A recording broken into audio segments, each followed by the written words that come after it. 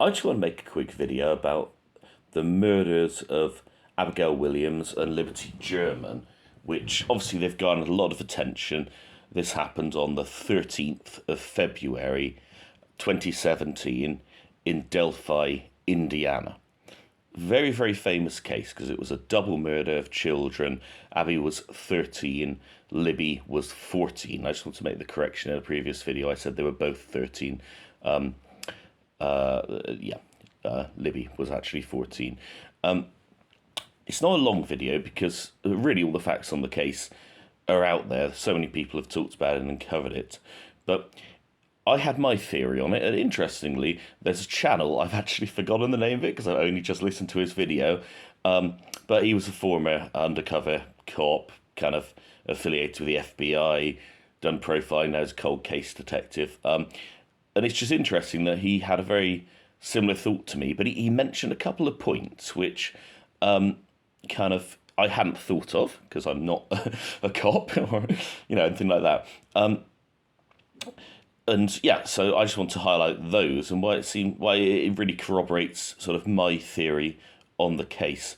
So just to very quickly summarise, so basically they were dropped off by Libby's older sister Kelsey at the Monon High Bridge Trail, which isn't too far away from Delphi where they lived, just down the road a bit really. Heavily wooded area. There's a river that flows through there called Deer Creek, and although a creek you'd think of like just a little stream perhaps, this is a fairly decently sized river, and the Monon High Bridge, it is high. It's something like 60 or 70 feet, and it's a very, very long bridge. I'm told it takes something like 10 minutes to traverse, and it's an old former railway bridge. The railway tracks on it have gone, and even some of the sleepers, I think the Americans call them railway ties, don't they? Even some of those have gone, like they've rotted and collapsed by the looks of it. And yet apparently people still, at least probably not anymore, I think it's been sealed off now, but at the time people would walk across this bridge and it was quite a common thing for the youths to do, and that was what they were intending to do that day. After they were dropped off at about 1:07 in the afternoon. Now, the reason why they're even off school anyway, I've heard two reports. One was it was kind of like an in-service day, or the American equivalent of that. They're calling it a snow day. I don't really quite know what that means. But another channel said it's because they thought it was going to snow and they'd made preparations not to go to school. And then in reality, it was really sunny that day. So I'm not entirely sure why they weren't in school, but they knew they wouldn't be that day anyway. And so they were dropped off, and then they were due to be picked up by, I believe it was Libby's father, one of the fathers anyway, at 3:30, and he would call them maybe 10 minutes before and say, can you come to the parking lot because, I'm nearly here, and they would, the idea would be they go back. And of course, this case is famous because Libby actually videoed a suspicious dude walking across the bridge behind them. They'd crossed over the bridge and they'd initially uploaded to Snapchat a picture or two of Abby on the bridge. It was her first time crossing the bridge, and believe me, you wouldn't get me going over. I hate heights, and this is a scary old bridge, and that's why. That was uploaded initially. I don't have the exact time of that upload, although it is out and about there, and there's no sign of this dude in the background there. But then what was later revealed by police is that this suspicious looking chap, who's kind of dressed in very bulky clothes, kind of blue wind cheater type thing, maybe a hoodie on underneath, cap on his head, bit of a goatee beard, slightly bulbous nose, loose baggy blue jeans, that kind of thing. He's videoed. Presumably Libby's camera was on zoom, or maybe she just, didn't zoom in, but just filmed it, and then the police have kind of enlarged that, and hence it's so pixelated, one on the other. And it would appear that after videoing this dude, probably covertly, she was able to put the camera into her pocket and capture audio. Now, we don't apparently have the full audio because they were led down the hill, famously. It's like a cul-de-sac. When they got to the end of that bridge, they couldn't simply go back because it ends the trail. but there is this sort of little unofficial trail where you can go down the wooded hill, down towards Deer Creek. There's a fordable place there on the river where you can cross over, and shortly after the bank is where ultimately on the next day their bodies were tragically found. But you don't need to recap all the plenty channels talked about that.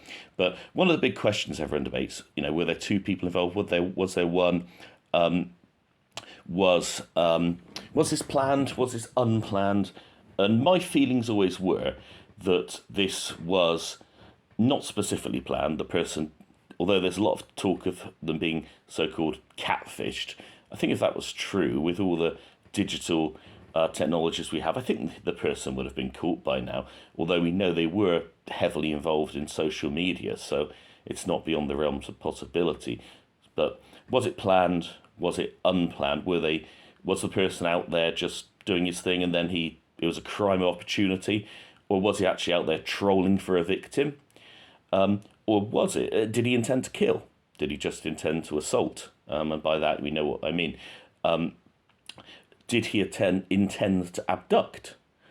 And my feeling was he acted alone, that he went out prepared to abduct, and he had a car placed. There's a cemetery somewhat further up the hill from where the bodies were eventually found, and that's the most likely place that his car would have been positioned. And I believe he went out there trolling for a victim that day, and the girls took a chance, took an opportunity to run, and rather than just let them run, he killed them. That was always my belief for a number of reasons, really, because that type of crime, usually, this kind of assault, you usually think of it as being an individual act. I know there have been teams, but it's much harder to find a couple of people that both have these same perverted desires, and have the motivation and the courage. Not courage, that's the wrong word, but the motivation is so strong that they do it. But also, I always thought he must have been very well prepared, in that he was able to control these two people, which to me implies he's done this before. And also, looking at him on the video, he seems quite old. We know most serial killers, if it is indeed a serial killer, they would begin sort of, well, they actually seem to be starting earlier these days, but certainly by their late 20s, early 30s. And also, it would appear he's walking over the bridge, if you look at the video. His hands are in his pockets. Now, there's no railings on either side of this bridge. There's some gaps, like I say, so he's looking down. But why are his hands in his pockets? My suspicion is he has a weapon in one of them, and he doesn't want to risk, if he stumbles a little bit, it just simply falling out of his pocket, and then, he's stuffed, his whole plan's messed up. So I think he's been really careful to keep it there. They think the thing around his waist is, did they call it a deer kit or a deer pack? I forget what it's called, but it's basically what we call a bum bag, what the Americans call a fanny pack. But it contains knives that you might use for hunting. That's the suspicion, because he appears to have something slung around his waist. So I would always argue he went out equipped for this crime. Did he know who he was going to get? Now, this is the point. Did he catfish the girls? He knew there was going to be two girls. That would be extremely high risk, wouldn't it? Going there with the deliberate intention in the middle of the day, planning to take two girls at that time of day on a warm day. Incredibly high risk. And you think, well, if he was planning this crime, that's really not very sensible. But the one thing that this detective I previously mentioned, the thing that he spotted that I didn't, he'd looked at the weather. And that morning, it was actually freezing cold. And the man is dressed up, very, very heavily dressed, as I described. Whereas if you look at the girls, they're very lightly clad. And this is a big, bulky man to look at. I know he's got lots of layers on, but he still looks pretty stocky. And, you think of girls, particularly, Abby, very slender, Libby, somewhat more robust looking. But, you can imagine that they would feel the cold. It was warm that day. By this point, it was decently warm. You only needed a light coat, and that's why the girls were dressed that way, because they went out in the afternoon where it's warm.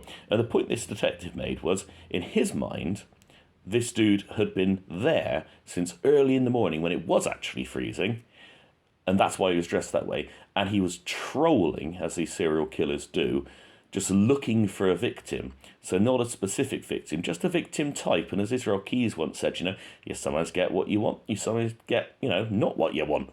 And with him, he it wasn't just girls, it was also men that he would assault and kill. That was something he didn't want released to the public. So they made sure to release that just to, make sure he didn't have it all his own way. So this is the point. It may have been he'd been there for quite a few hours already, just waiting for an opportunity. And maybe he was looking for a lone female, maybe not necessarily children. What are the chances of finding a young girl of that age by themselves? He may have been looking for a young woman. Perhaps he wasn't really that picky, and he was getting frustrated. And this is the point where, in the video, not many people have noticed this, and to be honest, I didn't pick on this myself, but the police released 2 audio recordings separately, and most people think that they're the same one, but they've just extended it. So everyone says the first time they released the audio bite that was recorded on Libby's phone, it said, "down the hill."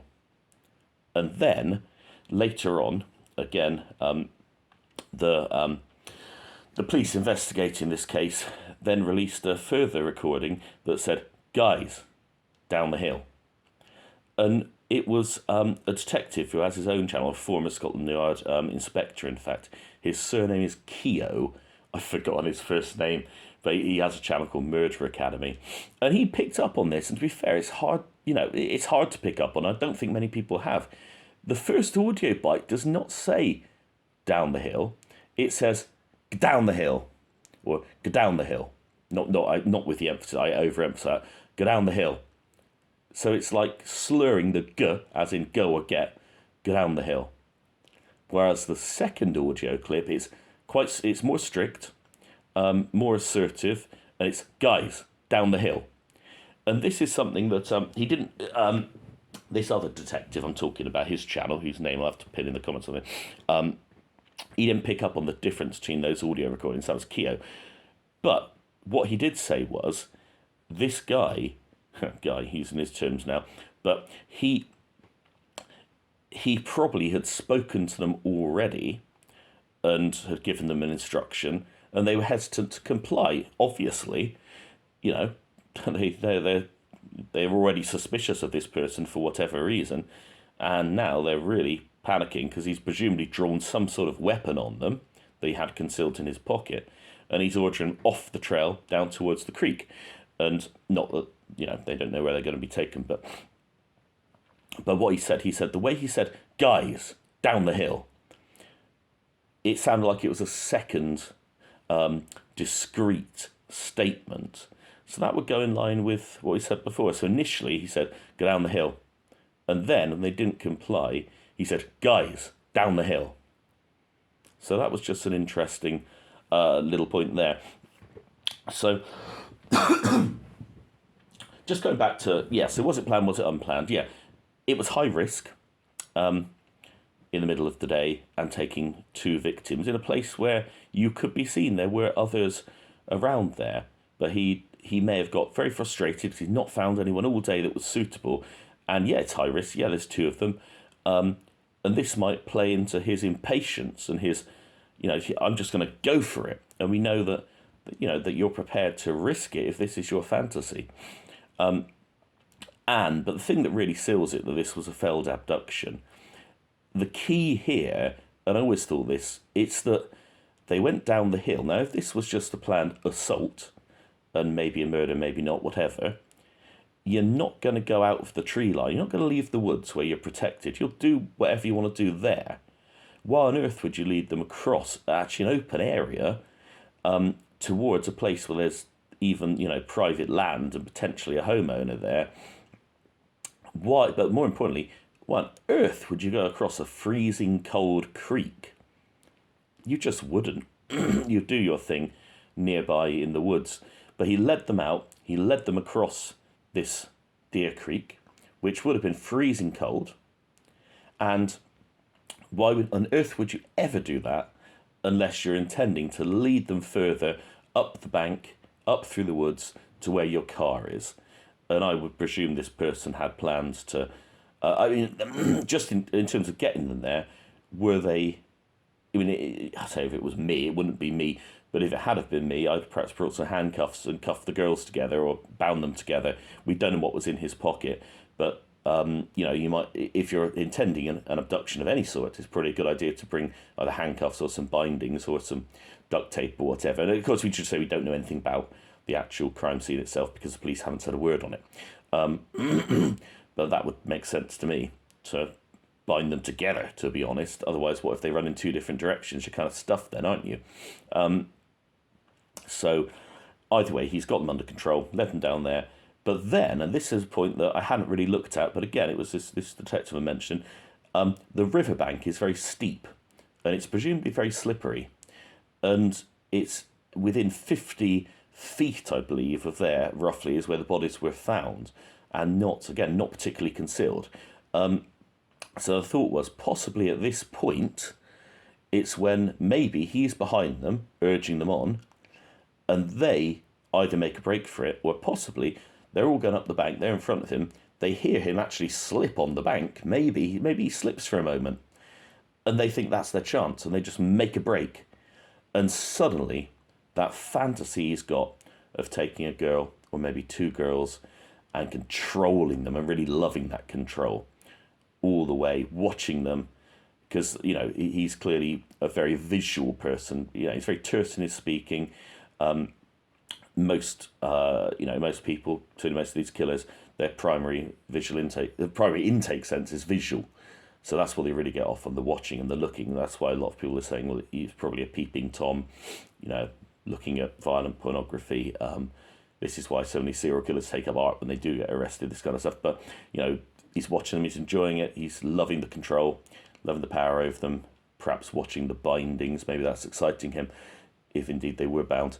But then when they make a break for it and just go for it, suddenly all that's just dispelled and he realises, actually, I'm in a really high-risk situation here.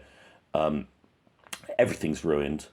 And that's when he unfortunately kills them, and we don't actually know the manner of death. So that was just the interesting point. So it was just to reiterate, the key things, the way he was dressed indicated he came out early that day.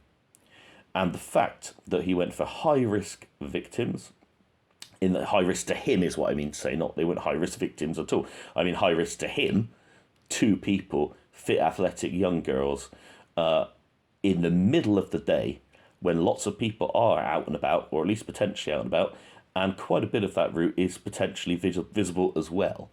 All of that stuff indicates he was getting frustrated. He needed a victim. It was already, everything was set up, and these girls would do. And the crossing of the creek, I believe, totally confirms that it was his intention to take them off and do goodness knows what with them when he got them perhaps back home. So, yeah, that's my take on it anyway. Horrible crime, and like I said before, I think the police have handled it very poorly in the sense of they've never really had murders in Delphi before, and in those initial days, they really needed to release that video footage. They needed to release that audio footage so someone could say, yeah, that was such and such a person, and yeah, they've just vanished. The way they've eked out the information over years really makes no sense. And also, if they'd have given a manner of death, people say, oh, well, you need to keep some things concealed. Yeah, of course you do. You don't need to say exactly where they were stabbed or exactly what position the bodies were left in or exactly what of these alleged 3 signatures that were at the crime scene were.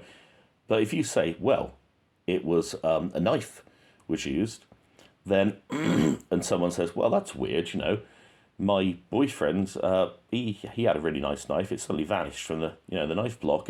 It's things like this, or you expect there to be blood spatter around. Oh, well, that's really weird. My dad never washes his clothes. He always gets my mum to do it, but that day he'd come in, he'd just suddenly wash them all. It could be things like this. And as again, it was this Keogh dude, the detective inspector from former Scotland Yard dude. He said, you release information in the media to get information back. And there are some things you keep to yourself so you can avoid false confessions and things like this. But if you give out some information, you always get stuff back. And where they've been so cagey with information, I mean, another example, they've suddenly said it's like 2 or 3 years later, oh, we're interested in a suspicious car that was parked in such and such a place down such and such a road nearby. Well, who's going to remember a car from, over 2 years ago? I can't even couldn't tell you the cars on the street that I walked by 10 minutes ago.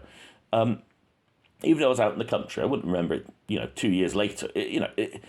It's yeah. I don't want to criticise them because obviously they desperately want to solve it, but the keeping all this information to themselves now, unfortunately, the time has passed, and unless there's DNA evidence, and it would appear we don't know for sure. There's some debate on this, but if indeed there was no assault, if you know what I mean by that, then there may not be any DNA.